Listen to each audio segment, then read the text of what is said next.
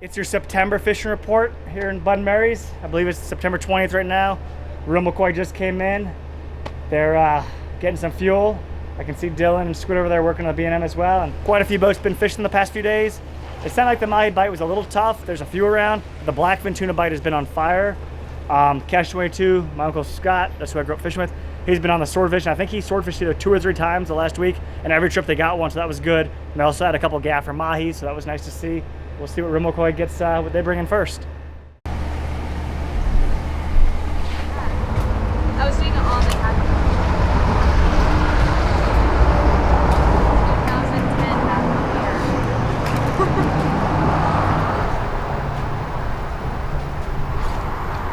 They wanted me pointing at this big boy?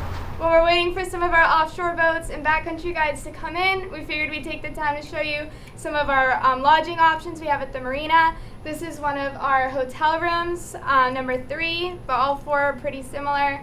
2 full beds, has a rollaway in here, and such an amazing view with all of our offshore boats right at your fingertips out here. But we'll head on to another one and show you another lodging option. We're here at our Swordfish houseboat.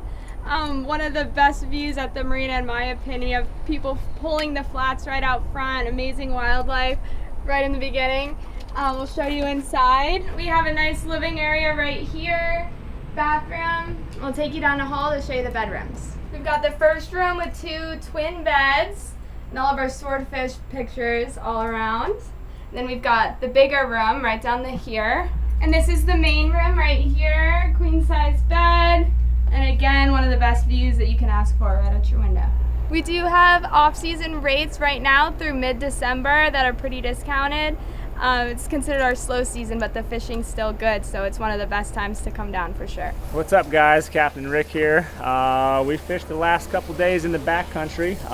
We had real good fishing a week ago. The incoming tide. We've had falling tide pretty much all day the last couple days, and things got a little bit tougher. Really had to work for it. Yesterday we tarpon fished. We found a smaller school of tarpon. Last week there was a bunch of them. We were seeing, not kidding, 1,000 fish in a big school. Yesterday, it was just a handful, a few dozen, but we managed to catch a couple. We got a small one for Shelby, and then Cody caught a big 100-pounder, so really made the day. They were here on their honeymoon. He also got a nice big, 36-inch snook later in the day, and a handful of smaller ones and a few Goliaths too, so pretty fun day for them, but again, had to work for it. Today I had Jack with our group from Vegas, builders that come every year. They had, I think, 4 or 5 backcountry boats booked. We had a lot of weather in the morning. We stopped and caught some bait here, Pilchard's close by, and had to run through the rain for a little bit, but once we got in the back, it was really nice and sunny, just like it is now. Again, the fishing we had to work for. We caught a few snook throughout the day. We had to pick around, and it was like, you catch one in every good spot you went to, in spots where you might catch 15 or 20 when it was really good fishing, you knew you're gonna have to sit there for a little bit, put a little time in, and you'd get a bite or 2. So we wound up with maybe a dozen snook. We got a nice, good sized redfish. We jumped off a couple of, 30, 40 pound tarpon. Didn't get the hooks in them. And then we caught a nice little, 5 to 10 pound tarpon on light tackle to finish the day. So that was really cool. Made the day for us. We also caught a triple tail, floating by while we were tarpon fishing too. So we put it together, had to work for it. But yeah, good fishing is still be had. And hopefully it'll get better when the tides kind of switch around again here next week.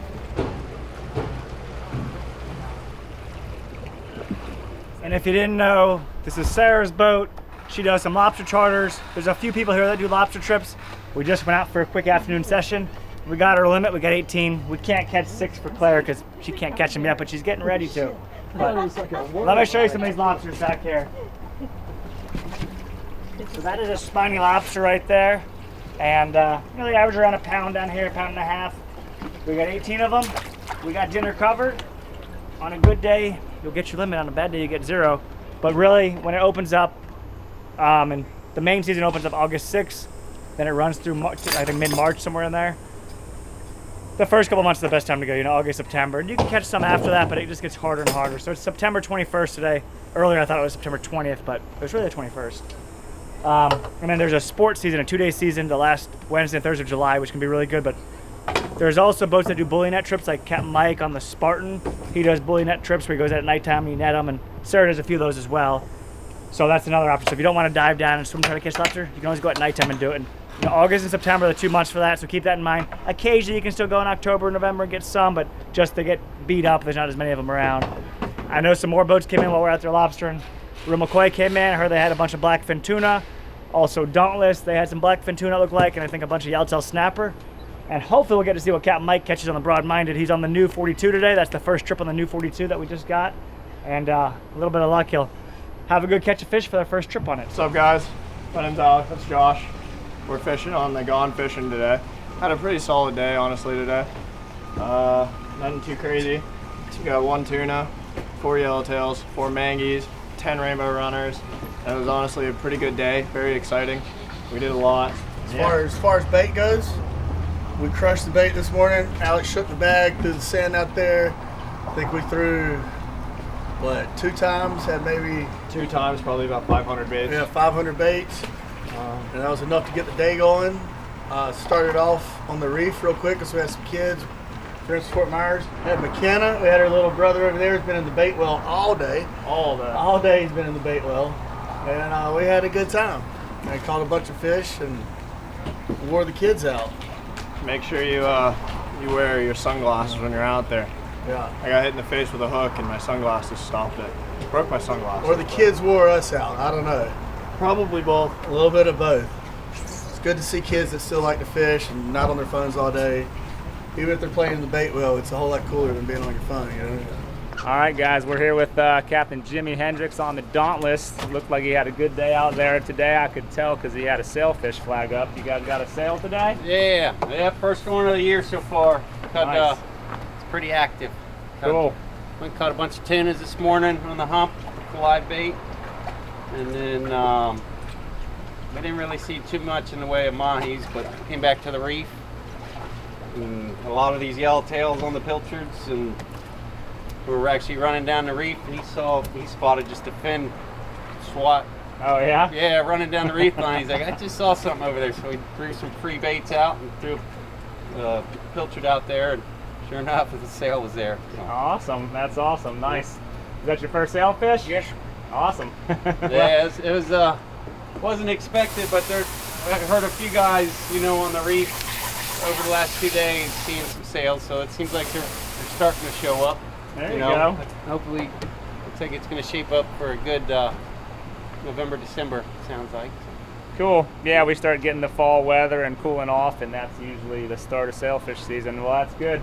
Maybe when you come back, Jimmy will give you a job as a mate. Well, my daughter just bought a Well, awesome. Sounds like you had a good day. Good job out there. A lot of dinner.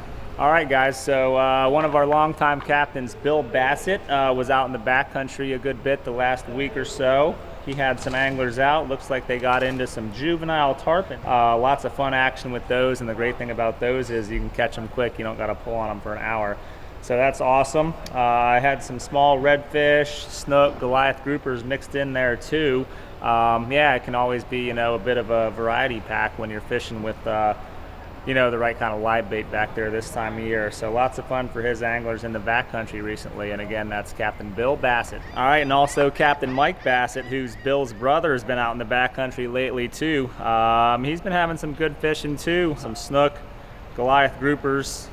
They rescued a pelican the other day too, which was pretty cool. Brought it in the wild bird sanctuary, picked it up, and helped get him back to being healthy. So very cool. Captain Mike's good about hiding where he's fishing too. He's making sure he takes all those pictures with the sky in the background so nobody's stealing his spots. All right, guys, we're back here in the barn at Bud and Mary's. The barn sits right out on the ocean here, so you got a beautiful view of the Atlantic. You can see Alligator Lighthouse out there.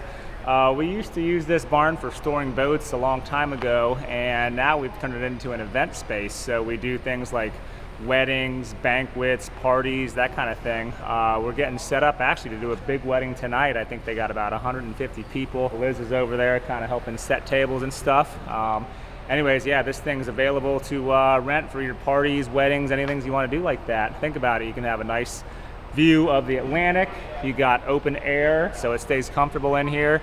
And the big thing is it's still covered, so you can get out of the rain. You don't got to worry about your nice party you've been planning all year getting rained out, you know, the day of.